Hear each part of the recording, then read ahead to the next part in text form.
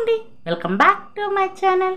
ఈరోజు మన ఛానల్లో రెసిపీ ఏంటంటే ఇప్పుడు సీజన్లో ఉన్న పనస పిక్కలతో వంకాయ పనస పిక్కల కర్రీ చేశానండి. చాలా చాలా టేస్టీగా వచ్చింది. ఈ కాంబినేషన్లో అయితే ఒకసారి ట్రై చేసేయండి.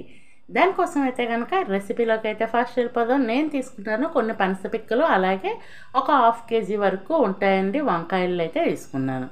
పనస పిక్కల్ని ఇలా పైన ఉన్న పొట్టుని తీసేసి ఇలా 2 భాగాలుగా చేసుకోవాలి. ఒకదాన్ని 2గా చేసుకుంటే మనకు బాగా కుక్ అవుతుంది.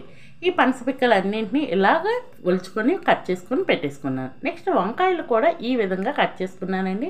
మీరు చూసారు కదా, నేను చాలా చిన్న వంకాయలు, లేత వంకాయలు తీసుకున్నానండి. ఈ కర్రీకి అలా దొరికితే తీసుకోండి, చాలా బాగుంటుంది. ఇక నెక్స్ట్ అయితే కనుక ప్రాసెస్ అనేది స్టార్ట్ చేసుకుందాం. ఫస్ట్ అయితే స్టవ్ వెలిగించి కళాయి పెట్టుకొని ఒక 3 స్పూన్ల వరకు ఆయిల్ వేసుకోండి. ఆయిల్ హీట్ అయినాక ఒక 1/2 స్పూన్ ఆవాలు, ఒక 1/2 స్పూన్ జీలకర్ర వేసి చిటపటలాడిన తర్వాత అందులో ఒక మీడియం సైజు ఉల్లిపాయను ముక్కలుగా కోసి వేసుకోండి. ఒక 2 పచ్చిమిర్చిని మధ్యలోకి చీల్చేసి వేసుకోండి. అలాగే కొంత కరివేపాకును అయితే వేసుకొని బాగా కలిపేసి మూత పెట్టేసి లైట్గా కుక్ అయ్యేంత వరకు ఫ్రై చేసుకోండి. ఇలా ఫ్రై అయిన తర్వాత ఇందులో ఒక 1/2 స్పూన్ వరకు అయితే కనుక అల్లం వెల్లుల్లి పేస్ట్ అయితే ఫ్రెష్గా దంచి పెట్టుకునేది వేసుకోండి. వేసుకొని మొత్తం అంతా బాగా కలిపేసుకొని మళ్ళీ మూత పెట్టేస్తే కనుక ఈ అల్లం వెల్లుల్లి పేస్ట్ అనేది పచ్చివాసన అనేది పోతుంది.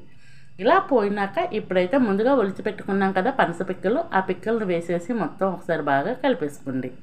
ఇలా కలుపుకున్న తర్వాత వంకాయలు ఆల్రెడీ నేను సాల్ట్ వాటర్లో వేసుకున్నానండి, బ్లాక్గా అవ్వకుండా ఉంటాయని. ఆ వాటర్ అంతా తీసేసి ఒక్క వంకాయ ముక్కలను మాత్రం ఇందులో వేసుకోండి. వేసుకొని టేస్ట్కి తగ్గ సాల్ట్ కూడా వేసేసి మొత్తం ఒకసారి బాగా కలిపేసుకొని మూత పెట్టుకొని కుక్ చేసుకోండి. మధ్య మధ్యలో మూత తీస్తూ కలుపుకుంటూ కుక్ చేసుకోవాలి, లేకపోతే కింద అంతా మగ్గిపోతాయి, పైన అయితే కనుక పచ్చి పచ్చిగానే ఉండిపోతాయి. అలాగే ఇవి ఫ్రై అవుతూ ఉంటాయండి. ఈలోపు మీకు చిన్న రిక్వెస్ట్, మన ఛానల్ ఇంతవరకు ఎవరైనా సబ్స్క్రైబ్ చేయకపోతే ప్లీజ్ అండి సబ్స్క్రైబ్ చేయండి. వీడియో నచ్చితే లైక్ చేయండి, మీ ఫ్రెండ్స్ అండ్ ఫ్యామిలీ మెంబర్స్కి షేర్ చేయండి. చూస్తున్నారు కదా, ఈ లోపే మనకి వంకాయ ముక్కలు అనేవి బాగా మగ్గిపోయాయి కదా. ఇప్పుడైతే ఒక 2 మీడియం సైజ్ టమాటాలను అయితే ముక్కలుగా కోసుకొని వేసుకోండి. వేసుకొని మొత్తం అంతా బాగా కలిపేసుకోండి. వంకాయలు మొత్తం అంటే ఒక 70% మగ్గిపోయిన తర్వాత మనకి టమాటాస్ అనేది యాడ్ చేసుకోవాలి.